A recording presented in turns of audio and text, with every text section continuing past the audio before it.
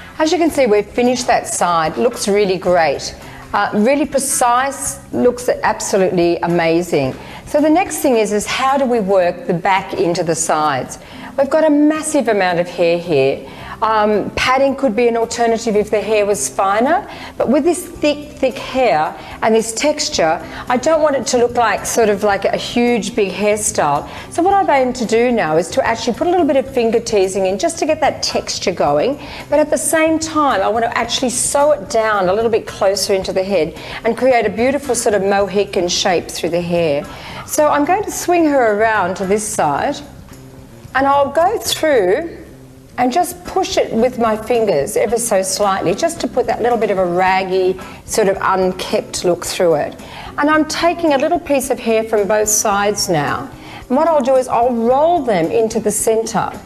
So as I roll them now, I'll come back through, I'll just take a couple of those little ends in there as well.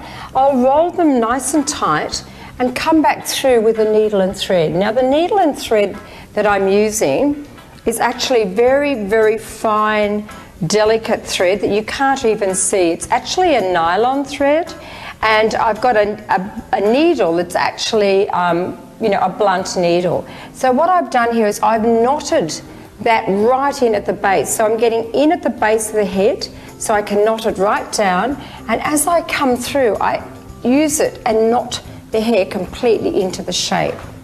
So I'll just push that into the side. Now I have clipped a couple of little hair extensions in here. These are from headliner hair pieces, and you may ask why, when you've got a lot of hair, would you bother putting some more hair pieces in there? But I was really wanting to add a touch of colour. I like the idea of colour, and you know, I think this is a really nice idea to put some colour into the hair. So although they're pink, I guess they could have been orange, but I just wanted to show you, just by clipping a few little coloured pieces in, what a difference it all makes. So I'm moving through now, and I'm making sure that I still keep that angle really working. And as you can see, all I'm doing is just rolling the hair really flat and tight and close to the head. And as I do that, I come right through here now and lock it in with the sewing needle. So making sure that as you take it through, that you really get it in tight. You want to dig right in underneath. This needle's got to be virtually catching along the skin to make it nice and firm and tight.